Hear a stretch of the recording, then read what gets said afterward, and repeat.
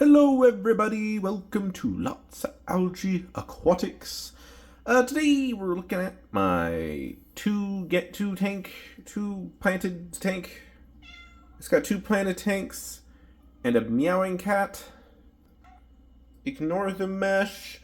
We still haven't fully unpacked everything, but you're just a good boy and I woke you up from your nap. I'm really sorry. No. I think he's just going to help me with this video. I can never record in peace. Let me just take a step back here. So this is kind of what this looks like. It has a 29-gallon tank on the bottom and then a 20-gallon tank on the top. I really like this combination. They both have the same length and they fit really nicely, one on top of the other. I could maybe have gone with like 3 20 longs instead of the 29. But I kind of just like the versatility that the 29 gives me in terms of additional water volume and height for plants and stuff like that. So, let's go take a closer look. On the bottom, I showed this off in my water changing video, but this is one of those plastic storage bins. I just leave the lid off. But this is where I store my hoses for my water changes. It works really well. Like, I don't have to, I kind of coil the fill line, so they're kind of mildly coiled, but they're really easy just to take out and put back in, and I don't have to worry about them, like, dripping water onto the floor.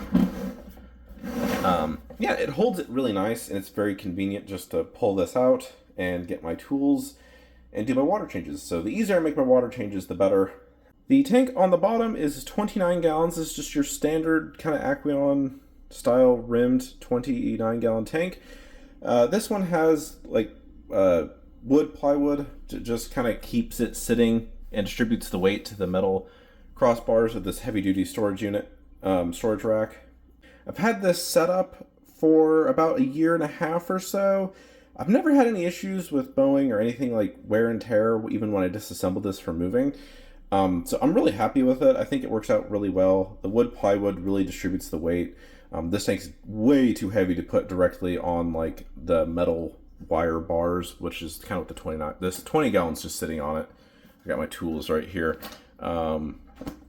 This one does fine. Like the 20 gallons are fine, but I wouldn't do it with this. This tank is probably one of my favorites. I just love how the plants are growing in on this tank. This tank setup is really simple. It is just this aqua soil plus this nice piece of driftwood and a couple accent stones. A couple little rock piles over here just to shake it up a little bit. Fish-wise, I'm growing out these emperor tetras. They are absolutely beautiful. I got them in pretty small. As far as I know, I think I've only lost one. I didn't medicate them or anything, which maybe I should have done. I'm not sure. We'll just kind of see how they do. They look fine. They're starting to get that sexual maturity. They're getting the colors, the nice fittage. I'm hoping I can spawn them. I don't think they'll be able to spawn in my tap water. We'll just kind of see if they manage to do it in this tank. Otherwise, I'm going to probably set them up to breed at some point. Got a nice collection of plants. I think this is either a jungle val or a dwarf Sagittaria. I honestly can't tell. It's growing like a dwarf Sagittarius. I'm going to go with that. I put it in the back because I thought it was jungle val, but it's staying a little short, so maybe I'll get back in there and swap it. I don't really want to, but maybe I will. Newest, I just added this Ludwigia repens. No, yes. I think this is Ludwigia repens. Oh shoot, I'm pretty sure that's what it is. I think it's just the standard Ludwigia. It is really pretty. I feel like it's adapting okay. We'll see how it grows in. It's only been in here a week, so it might have some new growth coming off of it, but I imagine it's going to melt back a bit and then start regrowing new leaves. I'm pretty sure this is some type of rotol. I actually can't remember for sure, but it is growing in spectacularly. I love it. The fish love it. It is a lot of fun. There is a wild female betta in here. I can't remember the exact species. I doubt I will find the betta. I am looking. You can look at the fish while you wait. she hides 99% of the time. She's also quite small, so yeah, unlikely I will find her, but she seems pretty chill with the tetras. They don't seem to bother her too much, so I'm pretty content with that. Lastly, I have this guppy grass. I'm just gonna move this out of the tank at some point. I don't think I need it. I had it in here just to soak up nitrogen while these other plants were establishing, and I think that's done its job, so pretty happy with that. I do have a heater in both of these tanks. It's just sitting in my first floor. I just have that as a bit of a safety measure, keep it kind of mid 70s. I have a bit of a, I think this is a Monstera kind of rhizome type deal. It pretty much died in my pot, so I put it in here to see if it'll kind of come back. I don't know. Seems okay. Oh, there's the betta. Oh my gosh. Well, there's the betta. Oh, I haven't seen her in a while. Oh, she looks pretty. Let's see if I can get... No, there's the betta. I can't remember the exact species, but she's just a little wild type betta. She's very chill, likes to hide. Really fun. There's a crypt spiralis that popped out. I need to put that back in. Using one of the Fluval AC50 hang-on back filter. Put that back on. I'm not running activated carbon, it's just the sponge blocks and stuff in there. Good filter, really like it. For lighting, I have a Finex Planted Plus. I think this is one of the Planted Plus, maybe this is too old. It just says Finex. I've had this planted light, I don't know, probably at least, it's gotta be close to 10 years. I've had it a really, really long time. I do absolutely love this light though. It grows plants like it's nobody's business, and the colors on it are spectacular. Like, this looks so vibrant. I think the camera's picking it up, the color just about right. I mean, usually I feel like my planted tanks tend to look a little more yellow, slightly washed out, but this is just, it has a good vibrant green color. Love this light. A lot of things I want to change with this tank. It really needs like shrimp, some kind of invertebrates, just get some new Caridina shrimp in here. I think will really bring this tank together. Maybe a couple Coriodoras, some dwarf Cory cats would be quite cool to keep in here.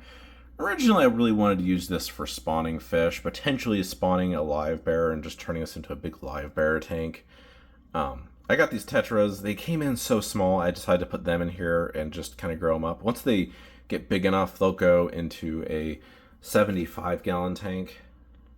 But that is where this one is at. I need to get more foreground plants, probably some crypts.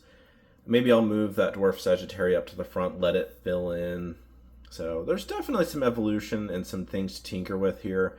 But I'm loving the direction it's going. It is evolving really nice. It's growing in nice. It's very healthy, clean. Fish look good. The 20-gallon on top is a bit different. It is aqua soil capped with sand. Mostly capped with sand. It obviously it doesn't really hold up. I could have put the aqua soil in bags, I guess. I didn't do that. So there you go. There's also tons of glare. I'm so sorry. Let me try to block it. There we go. Same filter. I think it's the exact same AC50 Fluval filter. Heater in here as well. Little floating log. Maybe I should put that with the betta. She'd probably appreciate that in the bigger tank. But this has a few red swordtails, or red and orange. This is a red male and orange females. No fry from these guys yet. You know, waiting patiently. I did have a hunch that maybe if they are starting to birth fry, that the banjo catfish might be eating them. He is big. I mean, he just will swallow up entire algae wafers if I let him, and he'll just have a giant belly for days. It's a little terrifying. But, you know, if he's out here eating things that big, he could eat, you know, like newly deposited fry from these females. I don't know. I haven't seen it, so it's unlikely, but it is like a theory I'm playing around with. One of my previous videos, I did a bit of a rescape and cleaned it and redid some of the plants and the rocks. I really like how this is turning out. It's got a lot of growing in to do. It looks like most of the plants I put in the back have been uprooted, probably by the catfish. He's a bit of a destructive menace. So we'll just kind of work on this thing. Gosh, sorry, the glare. Ugh. Got some bacopa and some more of the guppy grass in here. So the bacopa is all kind of along the back. I put a couple of stems over here on the right side just to try to fill in this corner. I love this tank. It's got a lot of algae. It's got a lot of layers, complex life with it. It's got Malaysian trumpet snails. But despite the unkempt appearance, it's a really fun tank. And I think once I can get Fry in here and I have them kind of interacting with the nooks, crannies, the algae, the kind of dirtiness, I think that'll actually make for a really fun look, kind of feel for this particular aquarium. For lighting, this tank is using an Aquaneat. These are really cheap LEDs. You know, $20 on Amazon kind of LED. They are very cheap. It doesn't do a terrible job growing plants, which I love. Like crypts and stuff seem to do really well with it. Jury's still out if it's going to help really grow this bacopa. But all of these crypts and stuff growing throughout this entire tank look really good. Good greens, good color. So I'm very happy with that. It just doesn't quite put out enough light, I think, for some of the high-end stem plants. It's doing okay. It's hard to tell if these aren't growing or if they look really meh because of the light or if it's because of Mr. Fatso hiding underneath the log. He doesn't really bury himself very much anymore. He used to do it a lot when we had him when he was really small.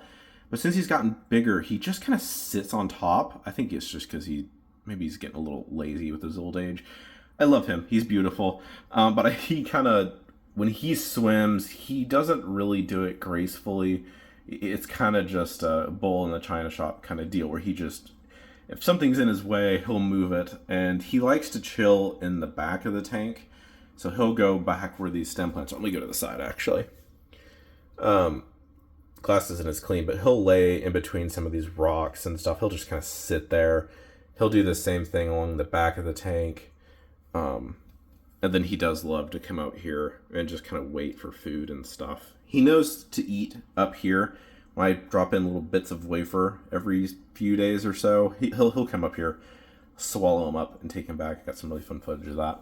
We'll get a view from the other side just to kind of show again. It's really dirty, unkempt. Aqua is spilling out everywhere. It's been set up like this for a couple years, I think. So it's definitely a bit old, but I still love it. It's fun to watch this type of tank mature, and even though it's a bit ugly, I think it's still really fun as this kind of ecosystem project. Long term, not sure what I'm going to do here. If crypts keep doing well, I might try to throw in a few more, maybe get a couple different species I can put in here. They seem to really like this deep sand substrate, so I think kind of leaning into the crypt and root feeding plants makes a lot of sense. So maybe that's something I'll have to explore and change up a bit. I would like to eventually put some other fish in here that might utilize more of the space, potentially some shrimp in here as well. I might have to move the catfish to a different tank if I do that, because I think that will just be a fancy snack for him. But if I end up doing it, I will show you guys how everything goes.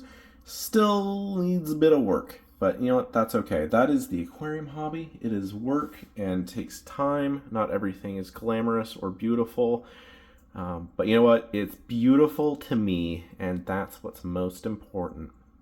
I love this setup. It is easy to work with. It gives me two really fun tanks to look at.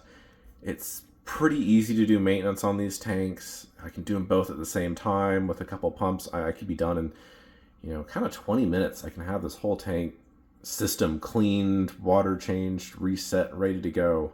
Thank you guys so much for watching. I hope this little overview was fun and inspiring. If you have some fun planted tank updates and things you have going on, drop those in the comments. I always love I always love hearing about what people do with their tanks, what they have going on that they're excited about. Thank you guys so much for watching. I will see you in the next video. Goodbye.